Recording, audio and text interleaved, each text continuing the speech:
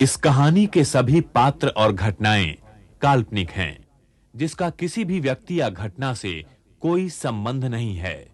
यदि किसी घटना के साथ इसकी समानता होती है, तो इसे मात्र एक संयोग कहा जाएगा।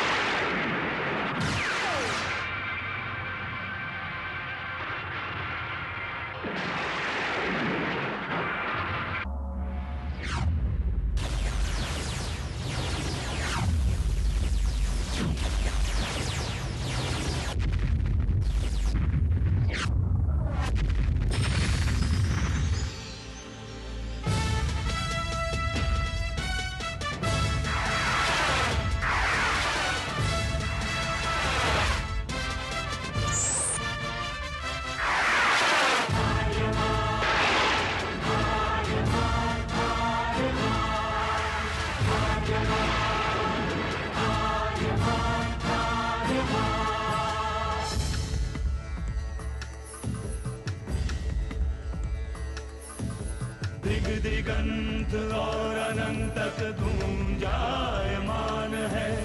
ब्रह्मनाद है विधि का वो अटल विधान है। धर्म की अधर्म पर विजय का वो प्रमाण है।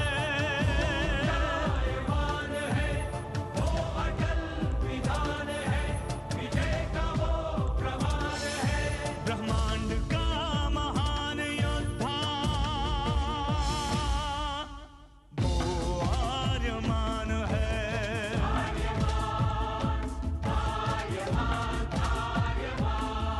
ब्रह्मांड का महान योद्धा वो आर्यमान है।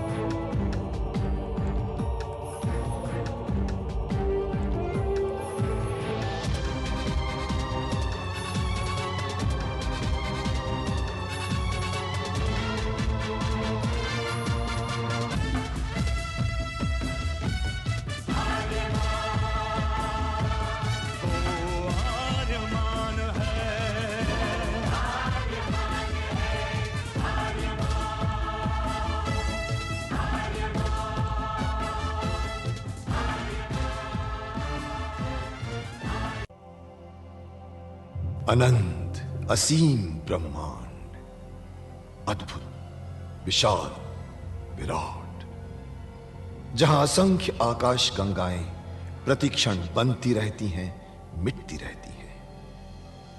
हर आकाश गंगा में होते हैं अनगिनत तारे, अनेकों सूरज, और सूरज के साथ होता है अपना सौर मंडल, जिसमें रहते हैं अनेकों ग्रह।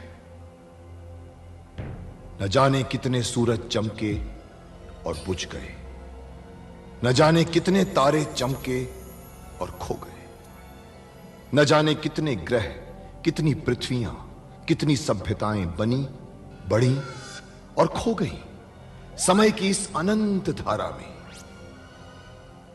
इन्हीं अनजानी परंतु अमर गाथाओं में से एक है महागाथा ब्रह्मांड के योद्धा आर्यमान की। बहुत समय पहले पृथ्वी से लाखों प्रकाश वर्ष दूर आर्याना आकाश गंगा में एक ग्रह था, थार।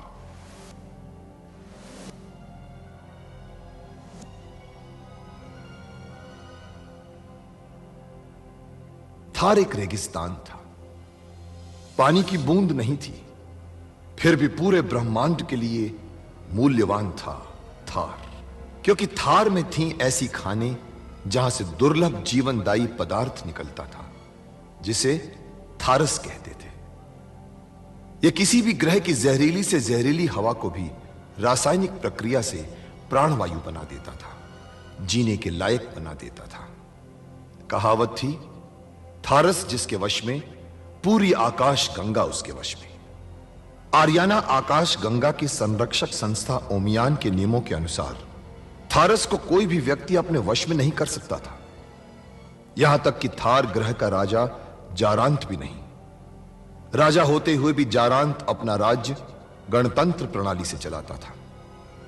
खानों से निकलने वाले थारस का 25% भाग ही थार ग्रह के हिस्से में आता था। बाकी का हिस्सा ओसेक अंतरिक्ष संगठन में चला जाता था। ओसेक आरियाना आकाश गंगा के व्यापारियों का संगठन था और जिसका संचालन अंतरिक्ष में बनाए गए एक कृत्रिम ग्रह ओसेक से होता था। मगर ओसेक संगठन में कई व्यापारी ऐसे भी थे जो अति महत्वाकांक्षी थे, जो पूरे ब्रह्मांड में अपना आधिपत्य स्थापित करना चाहते थे। परंतु जब तक ओमियान था तब तक कोई कुछ नहीं कर सकता था। ओमियान अंतरिक्ष के लोगों की संरक्षक संस्था थी जो अंतरिक्ष के निवासियों के हितों का पूरा ध्यान रखती थी और अपनी शांति सेना के द्वारा संपूर्ण ब्रह्मांड में शांति और व्यवस्था बनाए रखती थी। इसी ओमियान संस्था का अध्यक्ष था महान होशिंग। होशिंग जिस ग्रह पर रहता था उस ग्रह का नाम था गुरुक्षेत्र, जहां आज छिड़ी हुई है एक महाजंग। उस कवच का द्वार भी वहीं पर था जहां चंद्रहास लेकर खड़ा था ओजवान। उसने चंद्रहास से काल आकाश गंगा के चारों ओर एक ऐसी दीवार बना दी जिसमें धुमांतक के शरीर के कण हमेशा के लिए बंद हो गए और तब से आज तक बंद है इस काल आकाश गंगा का द्वार। और धुमांतक के शरीर के कण आज भी घूम रहे हैं इस काल आकाश गंगा में। वो कण आज भी उकसाते रहते हैं इस काल आकाश गंगा के लोगों को पाप करने के लिए, क्योंकि धुमांतक पापी था। कणों में विभक्त होने के बाद भी वो मरा नहीं था। अपने पाप के साथ आज भी जीवित घूम रहा है इस काल आकाश गंगा में। उसके ही कणों से प्रभावित है सम्राट शेजार। फिर क्या हुआ? आपने ओजवान के बारे में नहीं बताया। क्या हुआ ओजवान का? पता नहीं कहां चले गए वो। हमारी काल आकाश गंगा का संबंध पूरे ब्रह्मांड से काटकर उसके बाद आगे क्या हुआ कोई नहीं जानता इस काल आकाश गंगा में। लेकिन तुम्हारे पास तो ओजवान का दिव्य वस्त्र है आर्यमान। तुम्हें तो मालूम होनी चाहिए आगे की कहानी। ओजवान की दिव्य तलवार चंद्रहास और दिव्ययान कहां है आर्यमान? मुझे नहीं पता रोशन। मैं तो खुद उस चंद्रहास की तलाश में निकला। फिर ये वस्त्र तुम्हें कैसे मिले? मेरे गुरुदेव ने दिया मुझे। गुरुदेव? ओजवान के गुरु ने भी दिव्ययान, दिव्य तलवार और दिव्य वस्त्र के बारे में उसे बताया था। आपका मतलब ये तो नहीं कि आर्यमान ओजवान का पुनर्जन्म है? बिल्कुल यही। न केवल आर्यमान बल्कि आर्यमान के गुरु भी वक्रांत का पुनर्जन्म है। तुम्हारे गुरु ने सचमुच तुम्हें चंद्रहास और दिव्ययान के बारे में नहीं बताया आर्यमान? उन्होंने मुझे सिर्फ यही बताया था जहां कहीं भी चंद्रहास होगी वो तुम्हें अपनी ओर।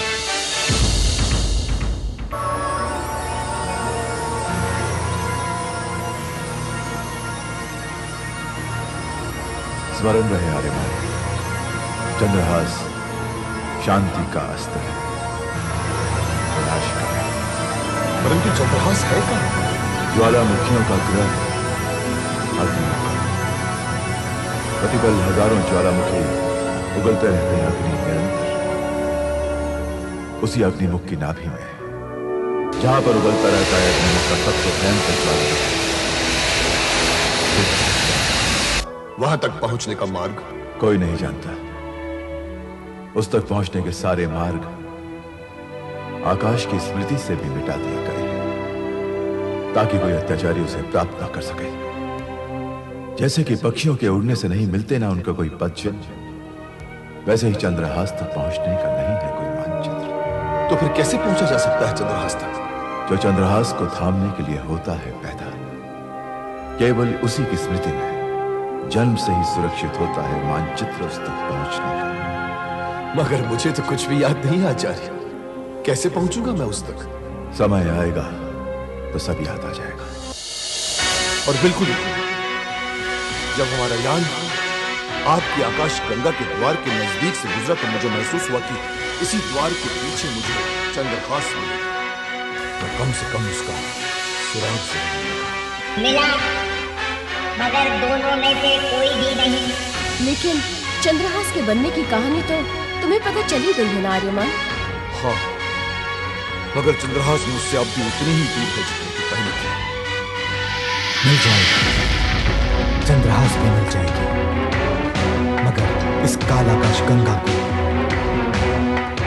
उज्जवल जरूर मिल गया है तुम्हारे रूप में आर्यमान। अब तुम ही कुछ कर सकते हो। जरा सोचो, अगर शेजार काल आकाश गंगा के दरवाजे को खोलने में कामयाब हो गया तो क्या होगा? अब तुम ही बचा सकते हो हमारी काल आकाश गंगा को शेजार के आतंक से। हाँ आर्यमान, अब जो भी करना है जरा जल्दी सोचो। शेजार काल आकाश गंगा के दरवाजे को खोलने में कामयाब होने लगा है। जरा सोचो, अगर उसने दरवाजे को खोल दिया तो क्या होगा? दरवाजे के खुलने से धुमांता के शरीर के कण इस काल आकाश गंगा में जो हजारों साल से गैर है ब्रह्मांड में जा सकते हैं आर्यमान। और कहीं ब्रह्मांड में जाकर धुमांतक फिर से जिंदा हो गया तो पूरे ब्रह्मांड को बचाना मुश्किल हो जाएगा आर्यमान। और अगर कहीं वो जिंदा नहीं भी होता तो भी उसके शरीर के कण पूरे ब्रह्मांड में पाप तो फैला ही सकते हैं ना। इसलिए तुम्हें रोकना ही होगा शेजार को।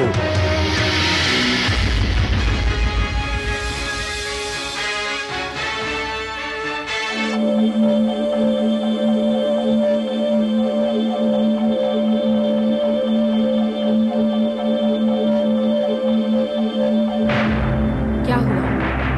वो लोग पकड़े गए महाराज? नहीं, पता नहीं कहां गायब हो गए। आसमान खा गया या जमीन निगल गई उन्हें, कुछ समझ में नहीं आ रहा। हमारे यानों ने बहुत ढूंढा उन्हें, लेकिन कुछ पता नहीं चला। ये सब उनके साथी यंत्र मानव की वजह से हुआ है, हमें पता ही नहीं चला। और उनका साथी यंत्र मानव आजाद घूम रहा था, वही छुड़ा कर ले गया है उन्हें। ये तो मुझे भी पता है महाराज, लेकिन सोचिए उसके बाद कहाँ चले गए वो लोग? हो सकता है नौशून ने उन्हें अपने किसी खुफिया ठिकाने में छुपा लिया हो। लेकिन आप चिंता मत कीजिए शीरा, पकड़े जाएंगे, बहुत जल्द पकड़े जाएंगे। पता नहीं क्यों मुझे बहुत घबराहट हो रही है महाराज। मेरा सपना हमेशा सच होता है और मैंने सपना देखा है आर्यमान के हाथों खुद का अपहरण होते हुए। आपका अपहरण कर लेना इतना आसान नहीं है शीरा। अगर उसने ऐसी कोशिश भी की तो मारा जाएगा, यकीनन मारा जाएगा वो।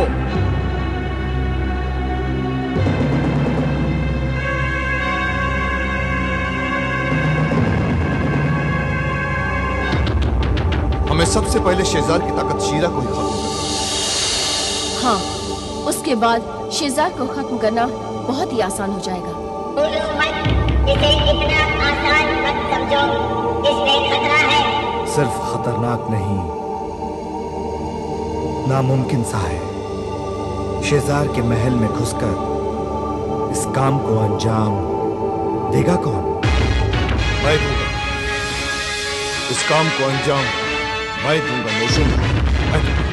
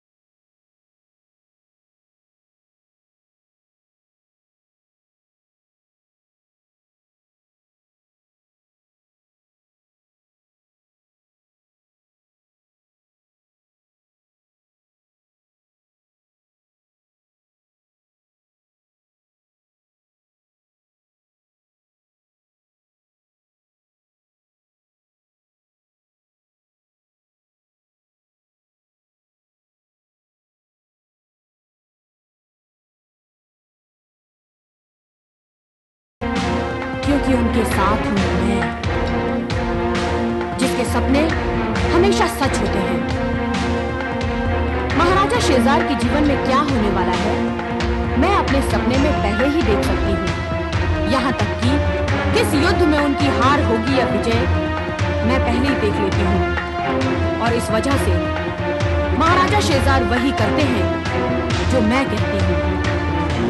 अगर मैं अपने सपने में किसी युद्ध में उनकी हार देख लूं, तो वो युद्ध नहीं करते। और इस प्रकार मैं महाराजा शेजार की शक्ति हूं। शक्ति नहीं, गुलाम हो तुम उसके गुलाम। एक ऐसे गुलाम जिसके सपने भी गुलाम है उसके मालिक। गुलाम नहीं, बराबर की हकदार बनने वाली हूँ। अगर वो ब्रह्मांड के स्वामी बनेंगे, तो मैं ब्रह्मांड की स्वामी हूँ। नहीं बन सकती, मैं नहीं बनने दूंगा तुम्हें। इसीलिए यहाँ आया हूं मैं, शेजार से उसकी शक्ति को अलग करने आया हूं। मतलब मारने आए हो मुझे? नहीं, ले जाने आया हूं। तुम्हें मैं यहाँ से निकाल कर ले जाऊंगा। भूलो मत, तुम महाराजा शेजार के महल में हो। यहाँ से तुम्हारा बचकर जाना मुश्किल है। ब्रह्मांड को शेजार के हाथों से बचाने के लिए मैं हर मुश्किल को उठाने को तैयार हूँ। चलो मेरे साथ। आग से खेलने की गलती कर रहे हो तुम। हेलो, खत्म कर दो इस घुसपैठिए को।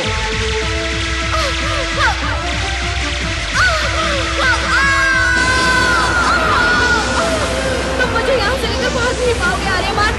हमारे सैनिक मार डालेंगे तुम्हें। चलो। इसे तुम ले आए अपने साथ, ये तो हमारी दुश्मन है। बकवास मत करो, चुप हो, चलो। नहीं जाऊंगी, तुम मुझे यहाँ से नहीं ले जा सकते। ये जाएंगे।